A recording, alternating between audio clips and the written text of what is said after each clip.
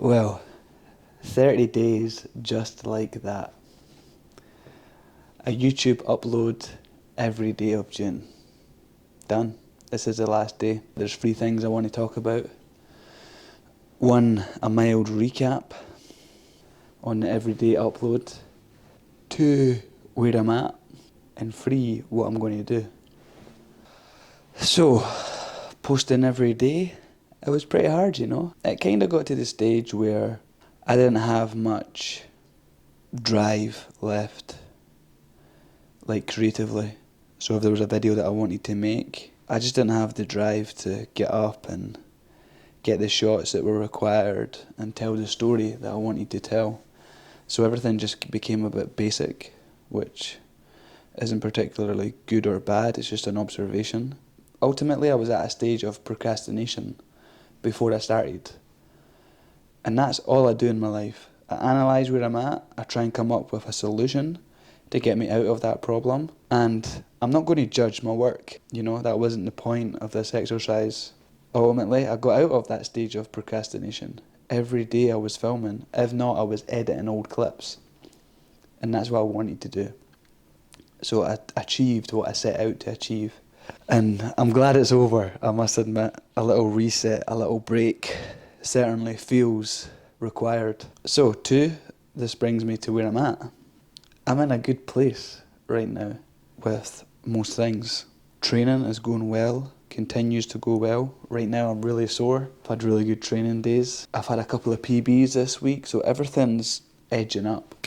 In life, I want to be remembered and spoke about in a positive light. I want to have friendly conversations. I want to help people. I want to make people smile. Like when I talk to people, I want to have a joke, and you know, people, everybody has their own life and problems going on. Sometimes a conversation can be a moment of light. Human interaction is very important, and that is who I am. I want to be that guy. And I've came to the realisation, ultimately, that I am that guy. That is who I am. And I'm continually working towards just being more of myself. For example, every time I get in the lift in my apartment block and there's somebody else in the lift, I have a conversation with them. And it always leads to an interesting conversation. Like last night, for example, I got in the lift and I scanned on with my fob, picked my floor level, and a guy was right in behind me and hit his number. And I said, oh, that was quick. And he says, oh yeah, I know. And he kind of sighed. And I was like, oh, one of those days. And he said, yeah man, it's been a long day. And he asked how my day was, and I told him I do CrossFit, which I tell everybody, because that's all I do. And he was like, oh, CrossFit, yeah, that's da-da-da-da-da. And he started speaking away, and he said he'd done a thing called UBX, which is similar to F45, but it has boxing in it. And then I leave the lift when I get to my floor, bye, have a good night, da-da-da-da-da. And it's moments like that, that is who I am, and that's what actually brings me a lot of joy. Having the confidence or the just being who I am. It's always positive interactions I'm having. Today when I returned, I sat and chatted to the apartment building manager for 10 minutes about the Ironman and what he's doing at the weekend and just random stuff. But it brings me a lot of joy, and I think ultimately it puts joy in the world having these positive interactions. And don't get me wrong, some days I don't have the energy, some days I'm not in the mood, and that's fine. I mean, I'm not a robot. I don't feel the same mood every day. But regardless, it's still all positive interactions. I'm always looking at people in the eye when I go in the lift or walk by them in the street, and I always try and smile at them. You know, some people are looking at the ground, and that's fine, but I always try smile. If I have a cashier at a supermarket, I'm always smiling, you know. Instead of going through this world with the blinkers on and looking at your feet and not really smiling. I mean, these are humans we're interacting with. And I feel like it's such an important aspect of life that I think we're losing as a generation. And it's not because people don't want to be that way inclined, where they're nice, they smile, they ask how your day is.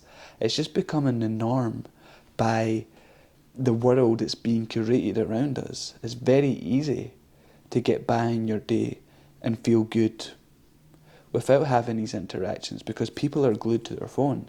People are listening to music. There's so many other options to get feel-good dopamine, but a lot of it's fake.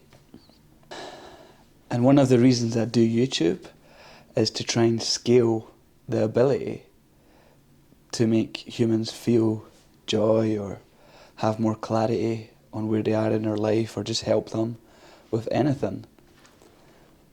And I think that's one of the beauties of the internet. You have the potential to reach so many more people than would have been available before the internet. And ultimately I believe, or I don't believe, I know I'm a net positive human being.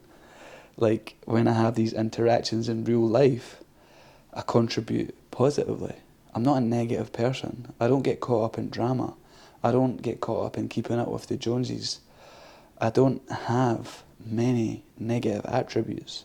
Now, I'm not a perfect human because I have my flaws, you know, but I'm a net positive human being, and not everybody's like that, you know. People are hurting for whatever reason, and they hurt other people and try and drag them down and blah blah blah, and ultimately that's a strong voice on the internet.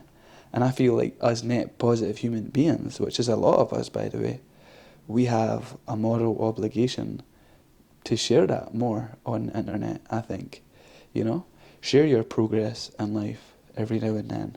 Share your positive words or a positive story on the internet so people can be inspired by it, so people can relate to it and realise they're not alone. And I understand it's not for everybody, but that's one of the big reasons I do it, because I just want to spread joy in the world. So thirdly, what am I going to do next? What's the next challenge?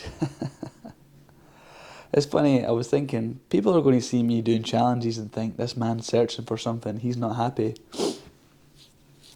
That's not the case at all. I actually do like the journey. Although that's very cliche recently. But I do. The day-to-day of a challenge, or just trying new experiences and trying to fine-tune my processes and just become more efficient. Just live the best life I can live, you know? And try to analyse where I'm at, what the problem is, and come up with some sort of challenge to try overcome it, you know? I was really struggling with procrastination, and I overcame it. Every single day I was on that laptop, almost like clockwork at 6 p.m. That's when I would get on, videos uploaded, edit, like boom, boom, boom, every day. And was it hard? Did I want to do it most days? 90+% of the time, no. Even though I enjoy the end result, which is such a strange dichotomy. You don't want to do something that you know you enjoy the end result of. It's crazy, man. So why is that the case? Why is that exceedingly being the experience of this generation of humans? So this leads me to what I'm going to do next, point number 3. And as of tomorrow, or you could say midnight tonight, although I'll be in my bed by midnight, I'm going to do a dopamine detox. And to me, what that is I'm going to expel all social media out of my life. And my idea was for 1 week, 7 days. But I read last night that potentially you need to do it for 2 weeks to get the benefits. And the benefits being that, I'm not a neuroscientist, but I'm sure everybody knows that the reason social media feels good is because the dopamine spikes, the artificial dopamine spikes, and it's the reason it's so addictive, because these spikes are not naturally conducive or naturally present in a natural world, in a normal life. The way we evolved as human beings, they're not a natural thing, you know, so that's why we're addicted, that's why we scroll longer than we want to, and avoid doing things that we know we need to do. So let me just clarify what I won't be doing. Any social media, YouTube, Netflix, is completely scrapped out of my life for a week, potentially 2 weeks. I'm going to see how it goes. So what I can do with my time, I can read a book, I can play with my camera, getting certain shots, trying to learn about the camera. I can listen to a podcast. Last night I started listening to a podcast called Coffee Break Gaelic, which is the Scottish language. That's one of my life goals, to learn that. Real human interactions. I can go out for lunch with friends, I can cook, I can eat, I can go to walk, I can run, I can exercise, all of these things. I mean, don't get me wrong, I'm not an anti-social media guy, but for me, I've came to the realisation that I am dealing with some form of internet addiction. And I think most people in this generation do. I see it everywhere. I don't think I've got the worst case of addiction to the internet at all. But it's certainly more present than I want it to be. And for me, addiction is when you do something that, when you're in your clear state of mind, you don't want to do. So when everything's clear and you're like, I don't want to spend too much time on social media, I don't want to spend more than 2 hours a day, or whatever your metric is, but you do it anyway. Oh, I don't want to go out at the weekend, but you do it anyway. Oh, I don't want to take drugs anymore, but you end up doing it anyway. To me, that's addiction. And just because it's not seen as a life-altering, can't go to your work the next day, you need to go to rehab, addiction, the internet, it is actually having a massive impact on our life, I believe. I mean, ultimately, no matter what way you cut it up, if, say, you've seen your total social media time, if you've seen that, right, whatever it is, it'll be thousands and thousands of hours for most people. If you've seen that and you cut it in half, and you dedicated that time to anything in your life, think how amazing you would be at that. Obviously you can't do that, that's hypothetical, but just think for a minute what you could have done with that time if you dedicated it to something else. Your bedroom or house might look completely different, because what happens when you get that time back and social media isn't an option? You need to do something, right? Nobody's going to sit and stare at a wall.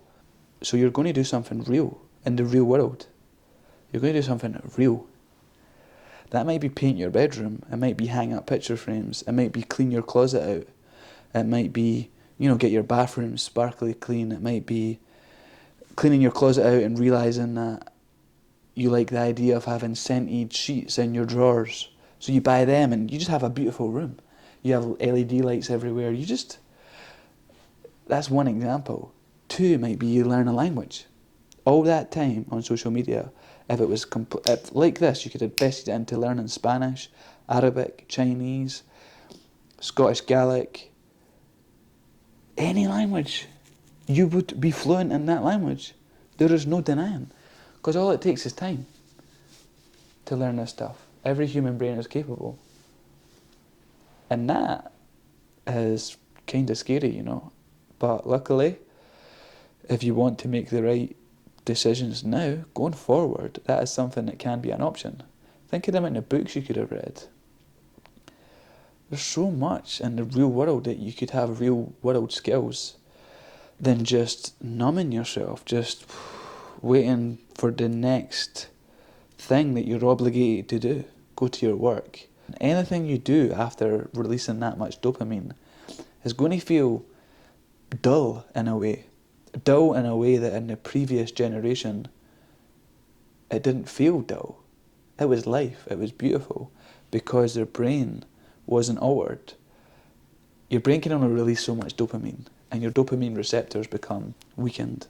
And the idea of the dopamine detox is to reset your brain, rewire it in a way that these activities, like the daily activities, like cleaning, tidying, all the maintenance activities, become enjoyable in a way.